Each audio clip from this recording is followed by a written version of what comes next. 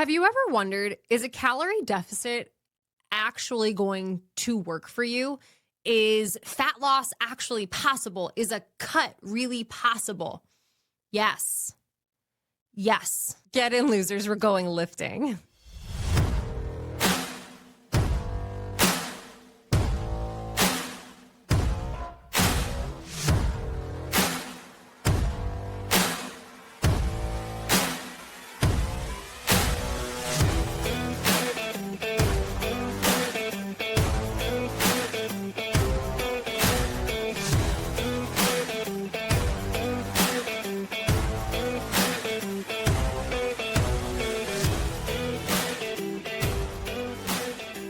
When you were doing everything following the strategy, yes. And I will give you my confirmation. I've seen this work for me. I've seen this work for clients. I've seen so many flippin' influencers on social media being like, calorie deficits don't work, cuts don't work. And I reached out to registered dietitian Hillary and I was like, what is she saying? Like, does this actually not work for some people? And she was like, okay, nuance.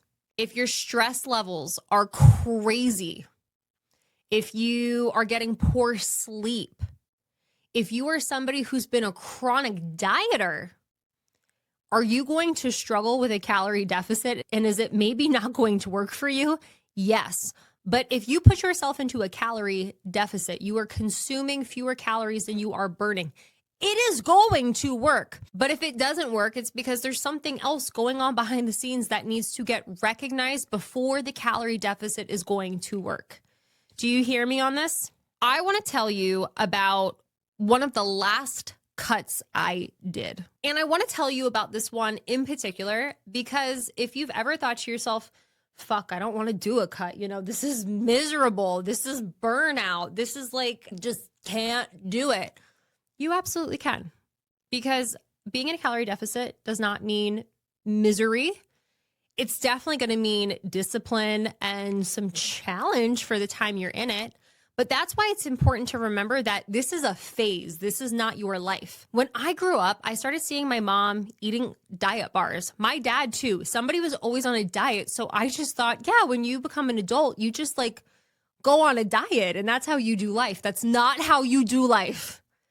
If you want to be strong and defined, you do not, listen, if there's anything you take away from this podcast, you do not do life in a diet if you want to be strong and defined, okay? Here's what you do. You spend time in designated phases, and being in a fat loss phase, AKA a calorie deficit, AKA a cut, you do this for a short-term period, and they can last for different durations. I took a more long-term approach with my last cut. I took about 20 weeks, which is pretty long. It's like when you start to go over that, it's like, this isn't a season anymore. This is like your lifestyle. I was able to do that because I've been working with this registered dietitian for a number of years, and we have really good rapport back and forth. But for most people, you're going to be in a cut. It might last anywhere between 8 to 16 weeks, depending on how aggressive you're trying to be. Mine got aggressive towards the end, but it was super gradual. So here's what we did. I was hanging out at my maintenance calories. We took about a month. And we cut, I want to say like 100, 150, maybe 200 calories. We hung out there for a month. And then we went into the next month and we cut a little bit more. And I think at this point, 2 months in, calories were, starting around 2,400, and we're like right around 2,000. And then we cut a little bit more. And then we cut a little bit more. And when I was in my final 4 weeks, we cut calories down to 1,400. And if you're thinking, oh my gosh, and you survived, I did. Because it was short term. People get really weird about low calories when things come up like you're living at low calories. But there's nothing wrong with taking a section of time to drop calories low enough to achieve the result that it is you're looking for. Now, when you go that low with your calories, it's just important to see how is overall health looking. So even though I was down to 1,400 calories, I was still getting good quality sleep. I wasn't waking up in the middle of the night. I wasn't losing my hair. I do not get a normal menstrual cycle, but if you are somebody who does, if you lose your menstrual cycle, there's a good chance that you've gone too low. My workouts, I was feeling pretty good. I started dialing back the intensity around the last 4 weeks, maybe 6 weeks, but I was still recovering well. If you start getting a lot of injuries, if you're really sore and it's not due to, adapting to a new program, these are some different, things that you want to look to be like, maybe this is too low. Maybe you did go too far. I didn't. And it was really helpful to have the assistance of somebody else guiding me through that experience because, I have had times in the past where it's like, I could do a little more. I could do a little more. Maybe we cut just a little bit more. And sometimes you just need that person to be like, no, this is it. This is done. And to be honest with you, when I did that last cut, I was so glad it was over when it was over. I gave it my best effort. And when it was done, I was like, I can't wait to start eating more calories again. And I think that's kind of cool. It's like, if you're hanging out here for too long, you're just like, yeah, I can just do life at 1,500 calories. Babe, it's just not the vibe. Like if you don't know this, maybe you don't want this, but I would imagine everybody wants to eat as much food as they possibly can and have the body that they want. Yeah? Yeah. Is there at least, hey, is that true for you at least? Can I yeah, you want to eat as much as you can. That would be your dream. That's my dream. You want to eat as much as you possibly can and have the body of your dreams. If you want to be strong, defined, lean, whatever you want to call it, and eat a lot of food, living at 1,500 calories, it's probably not where you want to be long term, but you might need to take a season where you do go that low. But so much of that is dependent on you, where you are at on the journey. And it's not cookie cutter for everyone. So what I will say to this is please don't just go ask ChatGPT to write the cut for you. Actually work with a professional so you are doing this in a healthy and sustainable way. And, sometimes I think people, they just cut too aggressively too quick. We're not even going to focus on Ozempic right now. But, some people, what we have seen is you're just losing weight very quickly. And the issue with that, if we're losing too much weight too quickly, a lot of times it's not just fat, you're also losing muscle mass. And the idea when you go into a cut, if your goal is, decreasing body fat, whether it's for weight loss or body recomposition, we want to keep as much muscle on the body as possible. Muscle is going to keep you at a place where your metabolism is running higher. So if you're losing all this weight and you start to lose muscle mass along with it, metabolism is going to slowly start to decrease. And then that dream of eating more and having that body, it's a dream. It's never going to be your reality. So it's important that when you do this, it's a slow and a gradual process. For me, in the beginning, I remember the first month when we went into this cut, I didn't see the scale change, and then when we went into the second month, I think I saw a little, but I was really frustrated. At this point, I was coming out of the first surplus I ever did. And I was like, what the fuck, Hillary? I thought you said I was going to be able to lose this weight, and the weight just wasn't coming off. And I was doing all of the right things. And then she started talking to me about this thing called the whoosh effect, where it's almost as if your body is just holding on to all of this water. You're doing all of the right things. And then out of nowhere, one day you wake up and it's kind of just like whoosh. And your body just releases this water retention that it's been holding on to. But going into this, it was a gradual process. You're not trying to just cut 500 calories out, day one and then hold on to that over the course of, 4 months. That's really hard to do. I'm not saying you can't do it, but think of it this way. Would it be easier to just go cold turkey or wean yourself off or onto something. It's the weaning. And I get it. A lot of people are like, I don't want to wean. I'm like all or nothing. All or nothing, good luck. I used to be that way. What I have learned is you get a lot more out of and what I have learned is you get so much more out of being flexible with your schedule, your mindset, your body, when you're not so rigid that it has to be this way. And you're, oh, this is what's happening. Cool. I guess this is how I'm going to approach it in that case. So we took a longer time to do this cut, gradually cutting down the calories. And in the beginning, it was kind of frustrating because I was like, is this actually going to happen? Is this actually going to work? And then by the end, I was like, oh my gosh, this worked. This was great. And I want to tell you a little bit more about what that looked like. So when you go into a calorie deficit, and we're just starting to gradually cut these calories, you start approaching food a little bit differently. Macronutrients start to change. Protein intake, for the most part, will stay the same, but it's the carbs and it's the fats that will slowly start to decrease. You don't want to cut out any of those macros. You don't want to cut out too much fat because it can start to mess up your hormones.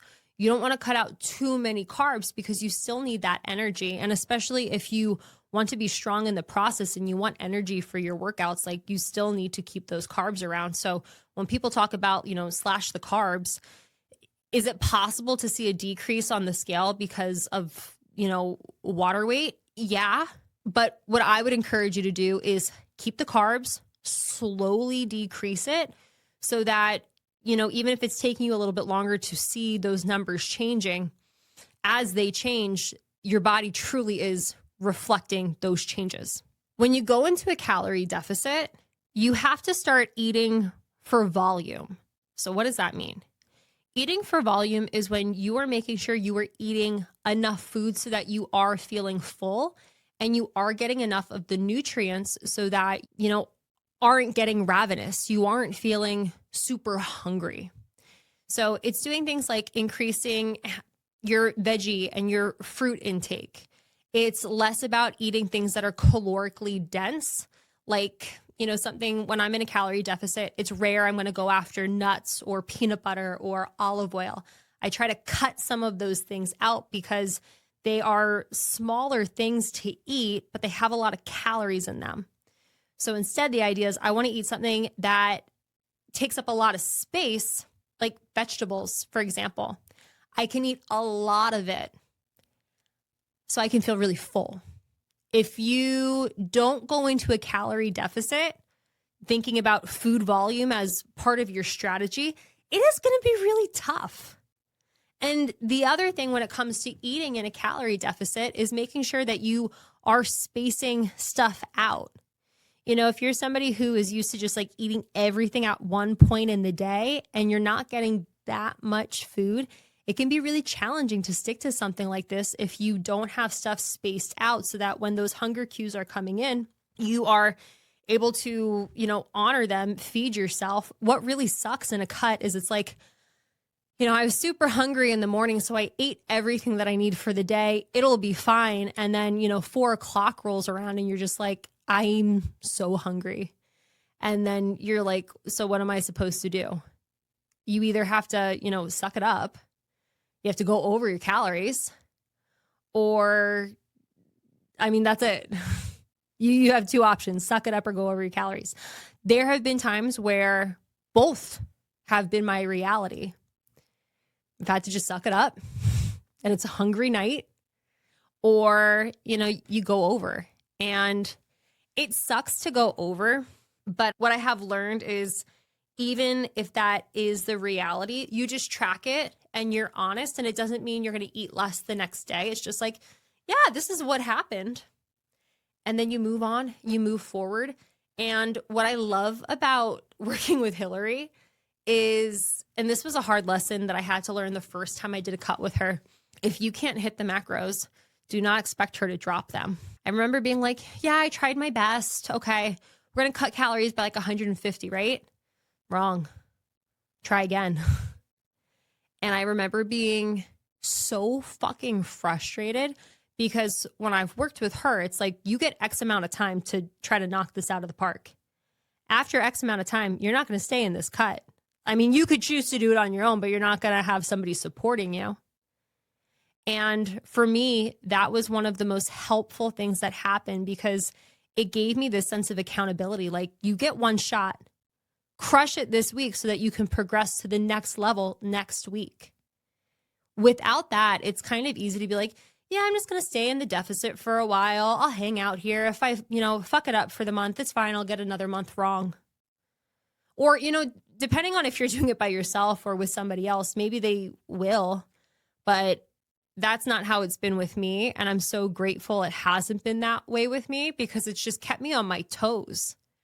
I think when you go into a fat loss phase, something that can be really helpful is imagining that it's your big game moment. It's your performance. You're training for something. You're putting yourself through the ringer because you want to get this result in X amount of time. And I think the people who prioritize it in that capacity, they make a lot of progress because they know I'm going into the fire for a little bit and then I'm going to get the fuck out of the fire because I don't want to burn. I want to rise from the ash. Some things that are really normal being in a calorie deficit that you should know isn't weird, isn't strange, but your energy levels, they will drop. You're not eating as much. So you're not necessarily going to be as happy as you typically are. And I think it's important to let people potentially know what's going on so they don't think you're a fucking Looney Tune. Not to say that you need to broadcast to the world, I'm in a calorie deficit. It's okay. This is what I'm doing. But letting at least close people to you or letting your trainer know. Anytime I work with a client, I'm just like, so what's going on with nutrition? And they tell me that they're in a calorie deficit. I now have a big understanding of what to expect out of them for their strength training program. Whereas if they're at maintenance or even if they're eating in a little bit more of a surplus, I know I can push them more when they're in a deficit. The comments that I might make regarding, hey, let's see if we can push this more, I will dial that back because I know they most likely do not have access to the energy that they would if they were not in a calorie deficit. But it's normal that your energy kind of drops. When I was in my cut, I was taking more naps. I wanted to sleep more, especially as we started getting towards the end. And I remember at the end, I was just like, I don't want to see anyone. Why didn't I want to see anyone? Because it's hard to be in social situations when you're in a cut. I got a comment on a video recently, and it shows me in the surplus, and it shows me at the end of the cut. And this woman was like, it's great that you got this transformation, but I bet your social life sucks. And what I think sucks more is having a dream, having a goal for yourself, and never obtaining that because of the fear of missing out on a social event. So again, this is a season of life.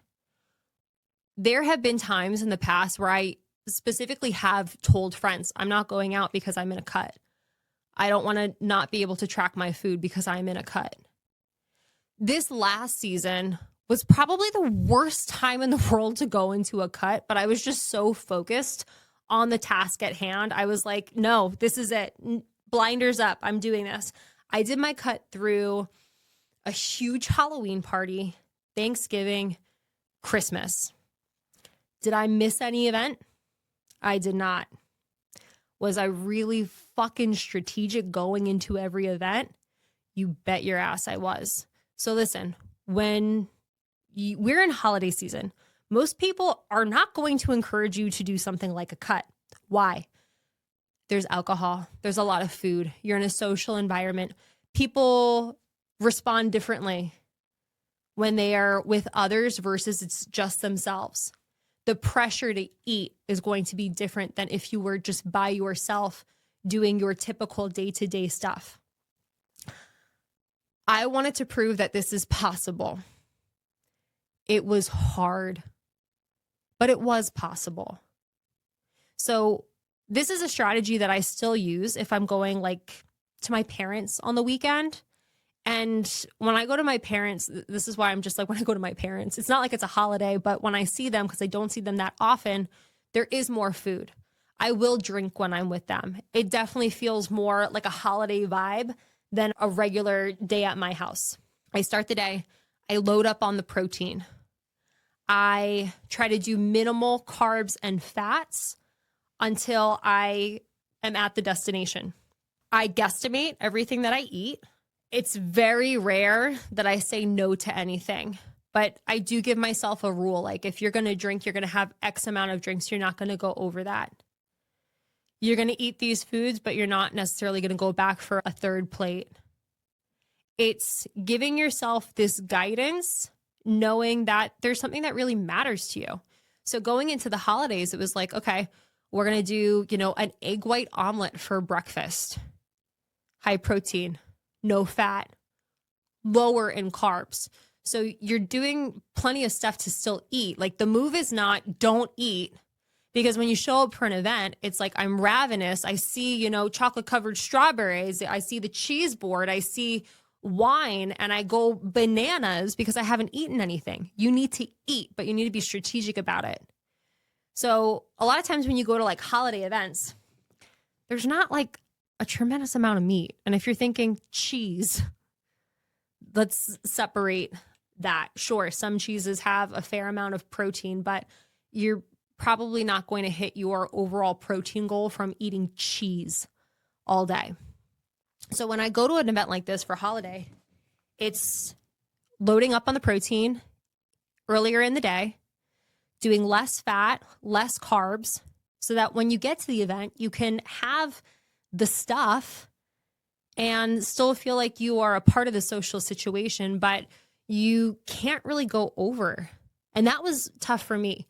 When I'm in social situations in general, I typically am the person who eats more or drinks more. And a lot of times it's just because, I don't know, it almost feels better to be doing something if you're not speaking than just being there in silence. I don't know. I'm in therapy. I'm working on it. But that's kind of like my go-to. So I would have to be really strategic with myself, being like, hey, you want to be here or do you not want to be here? If you want to be here, you can be here, but you can't overdo it with the food and the alcohol. And for some people, that's just really tough. So for some people, they're just not going to put themselves in the environment because the goal matters a lot to them. And I don't think there's anything wrong with that. I think you have to meet people where they're at. And, when I've done cuts prior to this one, that's what I did. I just avoided the social situation because I didn't want anything to throw me off. Whereas this time I did what I think is harder. It's putting yourself in the social situation and telling yourself no, not because, you are trying to make yourself miserable, but it's because you're trying to show up for yourself. And if anybody's making you feel bad about that, you fuck them. I think when you have a goal, you have a dream for yourself, and you're trying your best to figure out, how do I do this in a healthy and sustainable way? That is incredible. And for somebody to make you feel bad about doing something that you have this desire to do, that's a reflection on them, not on you.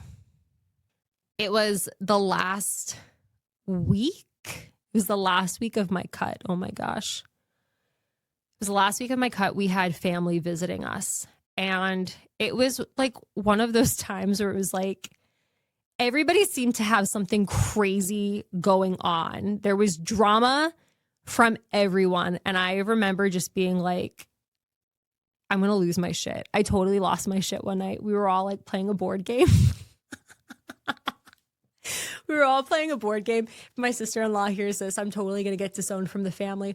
But I was playing this board game. And when I play board games, for the most part, I'm pretty quiet.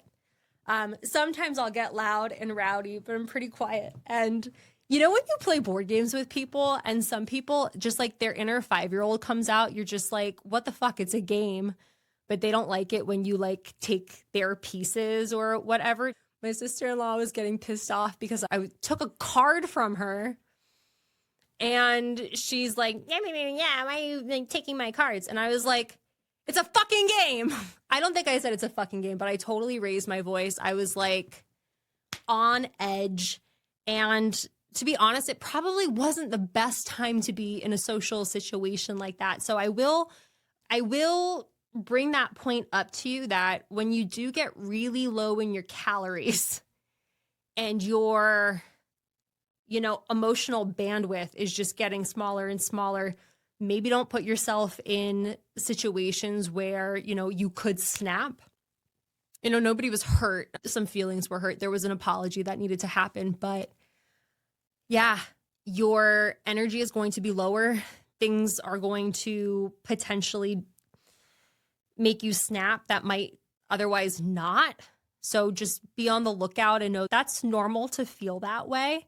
But also when you're getting to that point, it's like we're probably at the end because you don't want to live in this state of, being on edge. And I totally got to that point, and that's right when we got out of it. Now, I touched on this a little bit earlier about there's times when a calorie deficit, it doesn't work. And I'm totally going to call this out. If you are somebody who is claiming calorie deficits do not work and you do not track your calories accurately, shame on you. And if you are the person who's like, I put everything into my macros, how do you track a banana? So there's two different ways you can track a banana in something like My Macros, MyFitnessPal.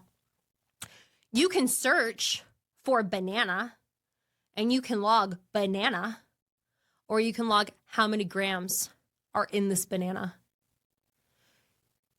You have to track accurately, especially if you are somebody who is already closer to a lower body fat percentage. If you're somebody who has a lot of weight to lose, let's call a lot of weight, saying like 50 pounds or more, you have 50 pounds or more to lose.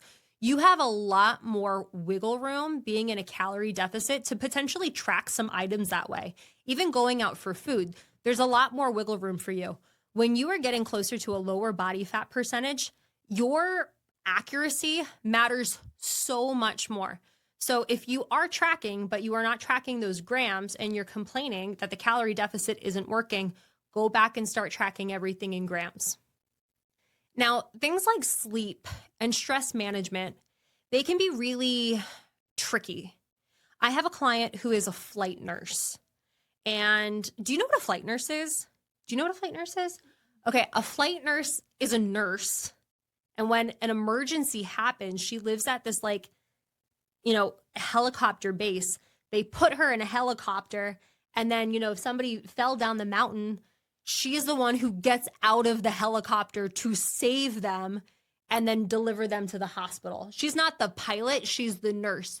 So her life is crazy, but also not crazy. It's such a weird, I'm always asking her, tell me about your life because I'm just trying to understand it better. But when she's at work, she could be, just hanging out, watching TV or scrolling Instagram. And then at drop of the hat, she's out, and she could be out for, days. When we've had some of these crazy flash floods and big emergencies, she's in a helicopter and she's just out and about. There are times, just think about doctors, think about anybody who is in a profession where when an emergency happens, we can't stop until the emergency is over. For somebody like her, she has had success being in calorie deficits. She also works with Hillary and she trains with me. But the progress sometimes is slower. And so much of that has to do with the inconsistency of her sleep cycle. And I think that's something that people just don't always understand. Sleep is going to be huge in terms of aiding recovery. We talk about building muscle. How do you build muscle? You need a lift with progressive overload, heavy enough weight. We need to be in the right rep range. And then we need recovery. We need sleep. We need rest. And we need the right amount of macronutrients to help rebuild those muscle fibers into something bigger. So if you're somebody who has a really strange sleep schedule where maybe there's a night where you get 8 hours and then there's a day where you go 48 hours before you get to sleep, that can kind of throw things into a tailspin. And again, if you are a person like that, working with somebody is going to be really beneficial for you to figure out. So how do I catch up on this? What are the things that I need to pack with me so that I'm actually, making progress. It just becomes a little bit more individualized. One of the things that I find with a lot of people who complain that calorie deficits don't work is their inability to handle stress. Let me see if there's another way to phrase that. It's almost like people just putting themselves into situations that just make things more challenging for themselves. I'm talking about people who they lack setting boundaries. You're the person where somebody asks you to do something at work and you continue to work like an extra 8 hours when you should have gone home 8 hours prior. You're the person who is everything for everyone. So maybe you don't get the workout in. Maybe you don't get to eat the meal at home because now you're forced to eat the fast food. It's the people who are trying to please everyone. And unfortunately, then there is a lack of pleasing themselves. And they end up, turning to food for some type of an emotional regulation fix. Or they're the people who end up skipping meals and they forget to eat. And that can end up throwing off what it is you're trying to accomplish when you're in this cut. And, the only way I really see that getting fixed with people, because I've been that person, is going to therapy, doing mental health work, and rewiring the brain to know it's okay to say no to other people. It's okay to, not please everyone because you're trying to please yourself because you have a goal. That's okay. And that's one of those things that, working with the dietitian, working with the strength trainer, it's not going to get dialed into you until you start to truly believe you matter. You are the altar. You are not the sacrifice. And that can be a really hard thing for people to come to terms with, especially if you've grown up in an environment. If you are, a 30, 40, 50, 60, 70-year-old woman and you still haven't learned those lessons.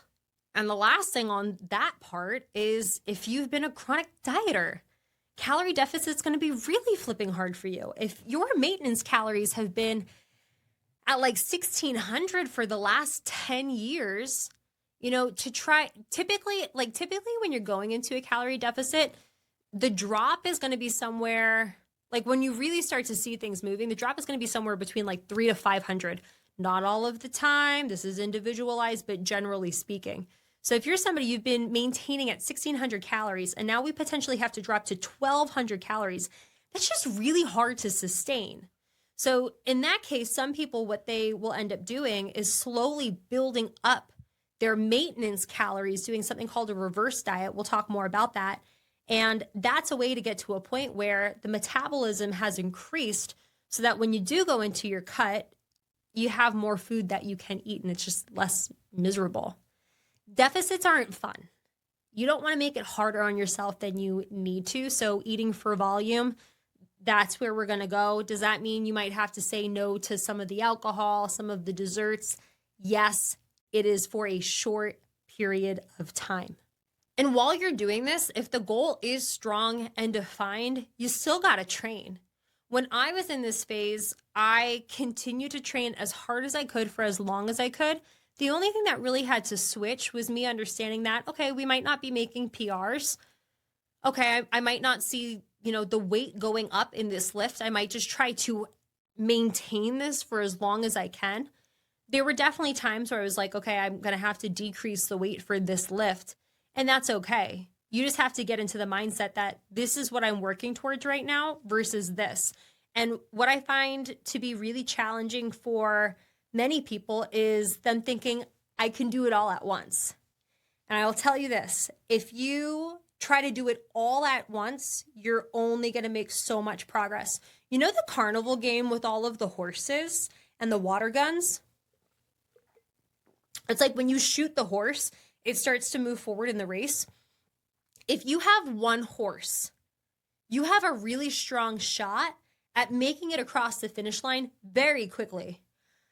But if you decide to take out 5 horses and you're trying to shoot all 5, how far do you think any of them are going to get?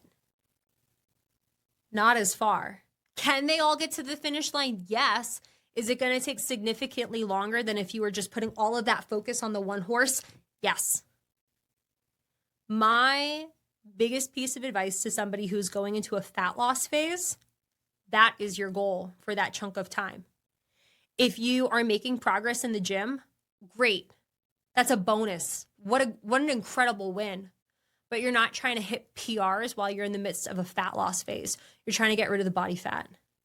That's number one. Anything else, it's icing. But it's not the priority. Fat loss is one of those things where it takes time. If you're trying to do it in a healthy and sustainable way, it's not going to be something that just happens overnight. It's about creating the right habits. It's about having the right strategy and knowing that it is going to take time. And guess what?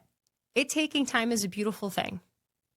When you really have to work for something, it just hits different than if you get it overnight. You know, do you remember the first time you had a job and that paycheck, it meant like everything?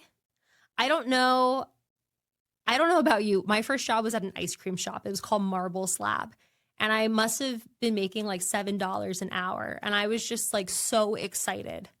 I didn't just like go out and blow the money. I saved the money, savored the results. I'm trying to remember what I was saving up for.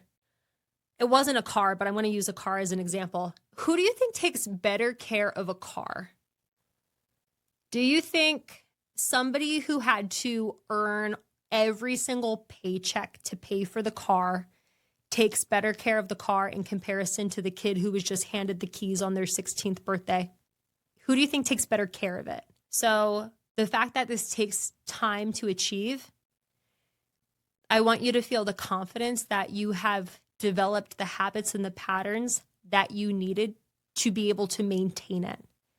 And that's a great lesson, not just for the goal of fat loss, but for life.